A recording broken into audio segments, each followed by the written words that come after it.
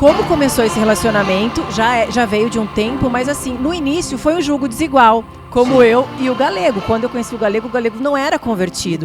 E claro que isso não é algo que eu aconselho a ninguém, porque lá na frente, se a pessoa não segue o mesmo propósito que o seu, dá ruim. Porque imagina num domingo você sair com a sua família, daí um diz assim, eu vou pra igreja, eu vou pra fazer outra coisa. Ali, no domingo, a família já se separa. Por isso que é importante os dois estarem alinhados em missão e propósito. Sim. Mas eu quero que você conte assim pra gente como foi, porque quando você voltou com a Camila, e você vai contar essa história agora, ela ainda não tinha se convertido. Uhum. Bom, Lizzy, eu entendi e Deus já me mostrou várias vezes que realmente é tudo questão de tempo e tudo questão de confiar, né? Eclesiastes 3. Exato. Mas o que acontece é que eu já tive vários momentos onde eu estava eu estava sozinho, sabe?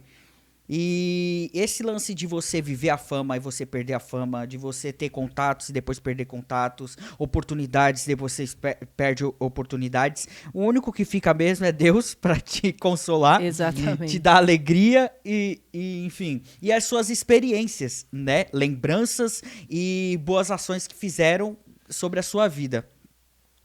Quando aconteceu o falecimento do meu pai, eu me senti muito sozinho, né? Porque foi uma responsabilidade muito, muito forte ali sobre a minha vida.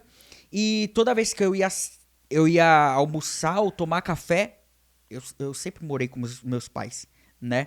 Tomar café, almoçar, sempre ficava uma cadeira vazia. Porque era a cadeira do meu pai, né? E assim, é muito estranho porque no café da manhã sempre tinha, tipo, discussão, sempre tinha conversa, sempre tinha riso e tal. E depois que meu pai faleceu, no café da manhã, o almoço e janta, aquele silêncio, sabe? E assim, eu com medo de falar, minha irmã com medo de falar, minha mãe com medo de falar e o silêncio. E depois que a gente lá no confronto, fazendo a célula, ela foi... Explica o confronto, o que é, senão a galera encontro evangelístico. Já dá um choque. Um encontro evangelístico. E ali no encontro evangelístico, a Mila foi. Mas não foi para me consolar somente, foi para dar um abraço na minha mãe, na minha irmã, porque a Mila, né, ela gosta de chamar de Mila. A Mila viveu durante muitos anos. Eu conheço a Mila desde os meus 7 anos de idade, né? E eu namorei com ela durante 6 anos, eu fui noivo, aí separamos, depois desses 8 anos aconteceu tudo isso, e no falecimento do meu pai ela aparece lá no encontro evangelístico. Quando ela voltou... Presta atenção, eu sou o mediador disso daí, porque ele pula algumas partes que são fundamentais. É que eu já contei tanto, mano. Da questão da Mila, quando ela ficou sabendo que o Yudi tinha ocorrido essa conversão, quando começou a ver essa mudança, né, do paradigma de quem era para quem é, porque se a gente parar aqui para contar antes da conversão, também tem histórias a rodo, mas quando a Mila relatou pra gente essa transformação, ficou curiosa de ver quem era essa nova pessoa que só Cristo pode fazer. E nós caminhamos junto dentro de um grupo que a gente se reunia na academia e o Yudi começou a treinar comigo, a gente começou a caminhar junto e fizemos esse encontro, né? Esse encontro já ocorreu, o Yudi veio também, começou a falar, trazer as suas experiências e nós transicionamos de lugar no primeiro dia que nós fomos para esse lugar, que foi um milagre de Deus também, um monte de pessoas reunidas, o primeiro dia a Mila foi e ela ficava olhando impactada, eles não se viam há algum tempo. 8 anos. 8 anos que eles Caramba. não se viam, a vida do Yudi tinha seguido, a vida da Mila tinha seguido, ela tinha casado, se divorciado, o Yudi tinha se envolvido em vários relacionamentos também, ainda meio confuso com aquele processo de um novo corpo, uma nova carne, um novo espírito, uma nova forma de viver, e daí aconteceu o encontro. Aí você... Foi. E ali o encontro aconteceu, saí dali do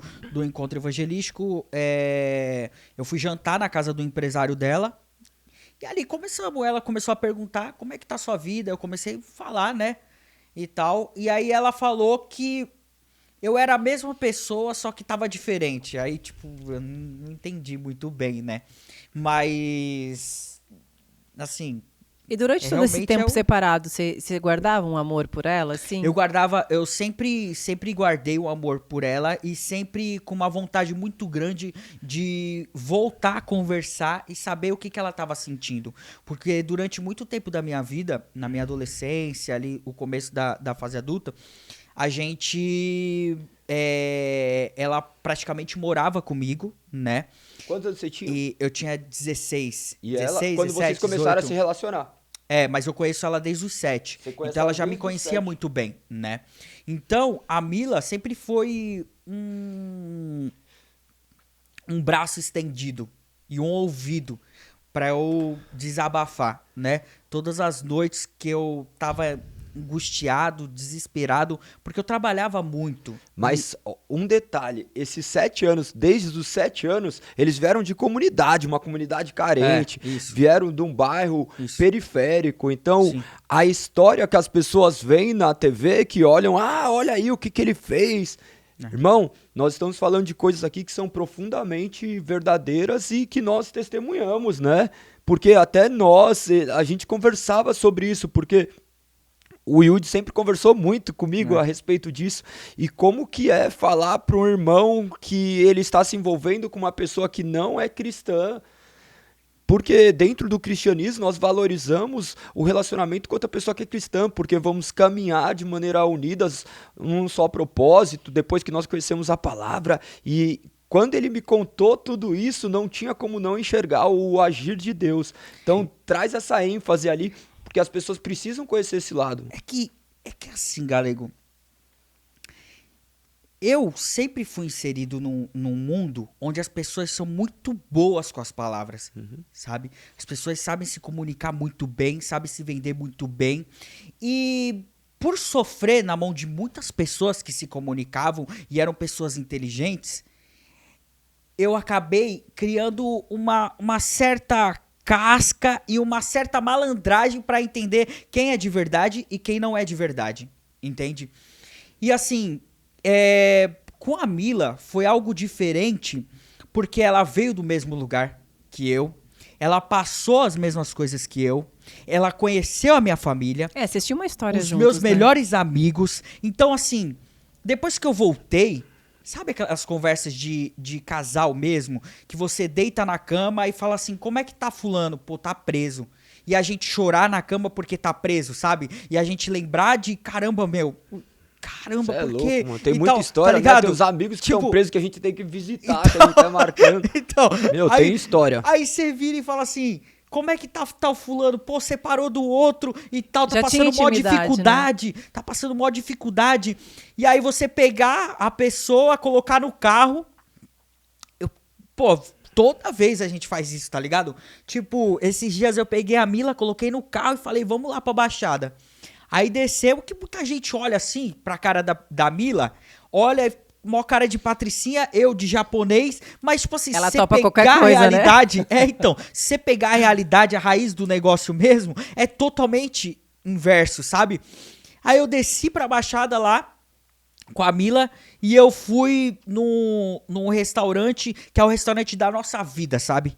Tipo, é o restaurante Itabaiana, lá na Baixada Santista, e que, tipo, comida nordestina, sentamos lá, aí lembramos, quando a gente era adolescente, a gente sentado ali com a minha mãe, com o meu pai, caramba, sabe? E aí o dono do restaurante veio e falou assim, e tal, seu pai era maravilhoso e tal, mano, é tão forte, tão profundo tudo isso na minha cabeça, que cada momento que eu passo do lado da Mila, eu agradeço, sabe? Porque...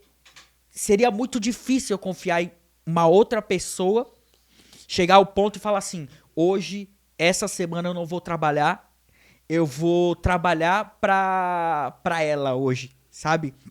Eu era muito individualista porque eu sabia que eu precisava dar resultados pra sustentar a minha família, sabe? Hoje é totalmente... Ontem eu tava no carro falando pra ela, eu mudei muito, amor, porque eu consigo pensar em você hoje.